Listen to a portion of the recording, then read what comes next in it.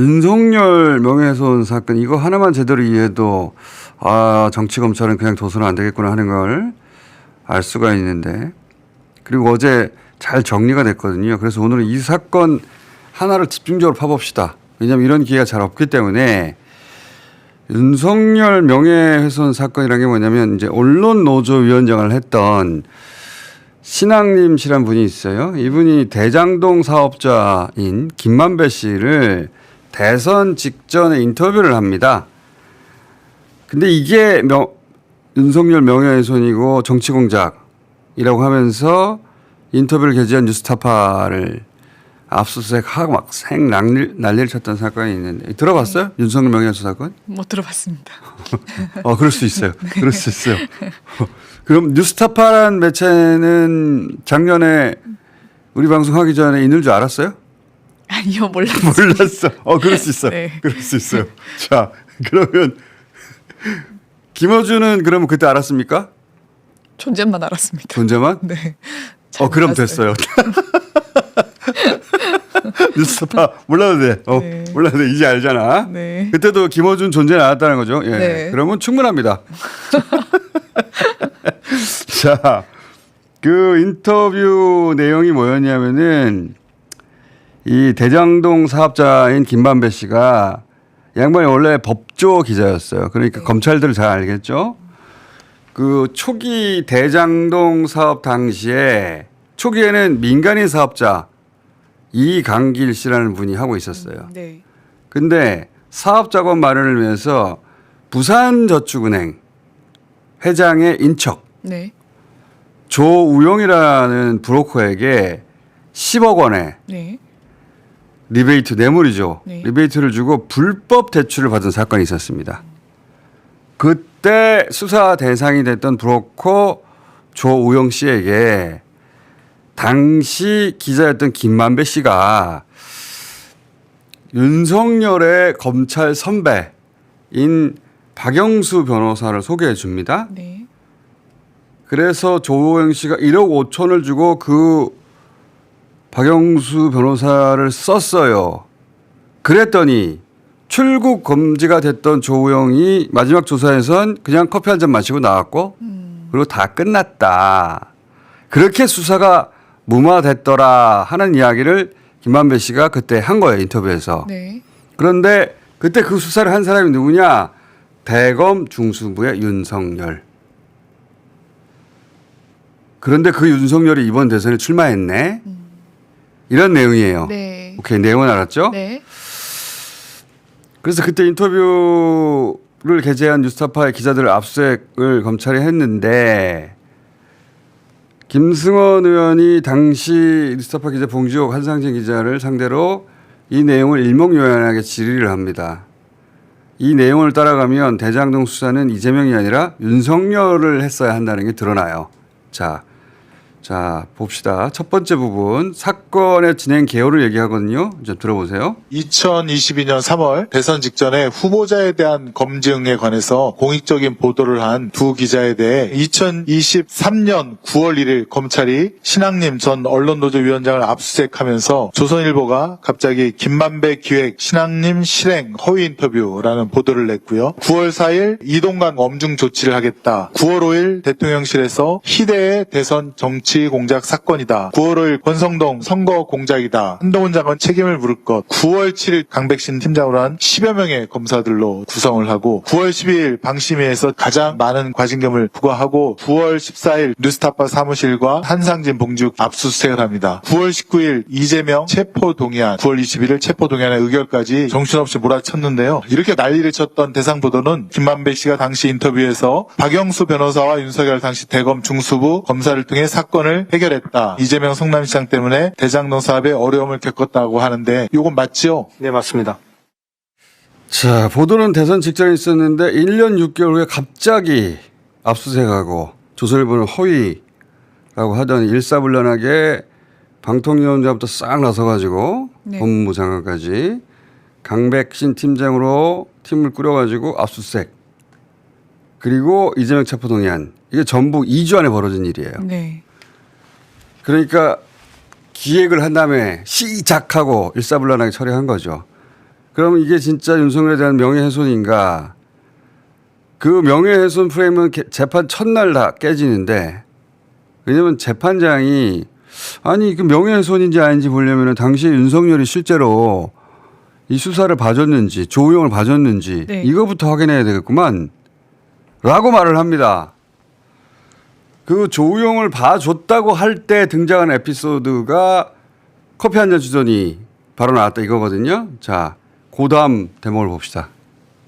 재판부에서도 부산저축은행 대장동 수사 당시에 과연 윤석열이가 이 사건을 봐줬느냐, 조우영에 대한 사건을 봐줬느냐가 핵심이라고 판사님도 그렇게 얘기했다는 것이죠. 예, 맞습니다. 2011년 당시 부산저축은행 수사 라인인데요. 윤석열이 중수이과장으로 대장동 초기 사업자인 이강길에 대한 대검 중수 수사가 진행이 됩니다. 윤석열이가 조우영에 대해서 출국 금지를 합니다. 조우영을 불러서 커피 한 잔 타줬다는 그것이 2011년 9월 달에 이루어집니다. 대가로 박영수는 조우영으로부터 1억 6천만 원 받게 됩니다. 조우영 씨가 본인의 범죄 4건에 대해서 자백했다는 진술이 있던데, 네, 맞습니다. 자, 예금보험공사의 공동검사에도 부산저축은에 대해서 불법 대출을 확인했습니다. 수사해야 된다라고 예보가 대검 중수부에 보낸 거 아닙니까? 당시에 윤석열 대선 후보가 대장동 대출은 PF 대출 아니라고 그랬는데 그렇죠. 2011년 4월에 예보가 부동산 PF 대출이 맞다라고 문건을 작성한 겁니다. 심지어는 부산저축은행에서 조우영에 대해서 수사해달라고 공문을 보냅니다. 근데 대검 중수부가 제대로 수사를 안 하니까 예금보험공사가 수사를 해달라고 고발장을 거듭 요청을 하죠. 이강길 씨 초기 민간사업자도 법정에서 차 한 잔 마시고 다 무마하고 그냥 왔다. 다음 조사는 없을 것이다. 걱정하지 마라. 라고 박영수 변호사를 산 덕에 잘 되었다. 라고 얘기를 합니다. 이철수 씨라고 조우영 사촌 형인데요. 첫 번째 조사를 받고 조우영이 패닉 상태로 왔는데 두 번째 조사를 너무나 다른 분위기로 커피만 마시고 그냥 왔다. 자, 부산저축은행 불법 대출 실제로 했다는 거예요. 예금보험공사가 그래서 중수부에 수사 요청을 했다고 하는 겁니다. 근데 수사가 무마됐다. 윤석열은 이에 대해서 대선 기간에 아니 그것은 PF 대출이 아니라 일반 대출이어서 수사 대상이 아니었어. 이런 식으로 해명했거든요. 영상 있으면 잠깐 봅시다. 이거는 부산저축은행이 했던 일반적인 대출이었을 것으로 판단이 됩니다. 저렇게 변명을 했는데 근데 실제로는 부동산 PF 대출이 맞다고 예금보험공사가 네. 확인을 한 거예요. 그런데도 커피 한 잔 하고 끝났다는 겁니다. 그러니까 윤석열이 수사를 무마한 거 아니냐? 이렇게 의혹 제기가 될 수밖에 없고, 그리고 지금 뉴스타파 두 기자의 재판이 지금도 진행 중이거든요. 네. 그 재판에서 그런 상황이 계속해서 제기되고 있어요. 그런데 왜 1년 6개월이나 지나서 명예훼손 되지도 않을 사건을 아주 대대적으로 난리법석을 떨었느냐. 이재명을 잡기 위해서다. 여기서도 이재명을 잡기 위해서예요. 왜냐하면 그 직전 이재명 당대표를 대장동으로 영장을 쳤어요. 네. 그런데 국회에서 체포동의안이 부결이 됩니다. 네. 그 다음부터 두 번째 영장을 치기 위한 작전이 시작되는 거예요.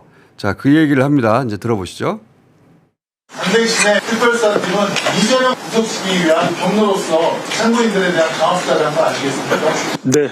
2023년 1월 달에 이재명 체포동의안이 부결됩니다. 그 체포동의안의 내용이 대장동 사건이었는데요. 그 다음 달에 이재명 대표를 불러서 뉴스타파 보도를 제시하면서 이 공산당 프레임을 김만배와 당신이 만들어서 유포한 거 아니야? 그러니까 서울중앙지검은 구속을 실패하자 비판 언론과 이재명을 묶어서 기획을 했던 것이고, 동시에 수원지검은 대북송금 사건 조작을 시작을 했고요. 저희에 대한 서울중앙지검 압수수색이 시작이 됐고, 나흘 뒤에 이재명 구속영장이 청구가 됩니다.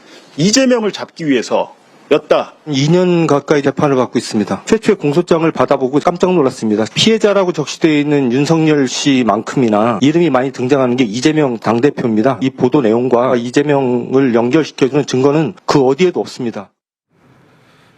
그러니까 이재명 구속 1차로 실패하자 바로 이 사건을 기획을 했고, 또 수원지검에서는 대북송금 사건 조작을 시작했다. 시기적으로 딱 맞아떨어지죠.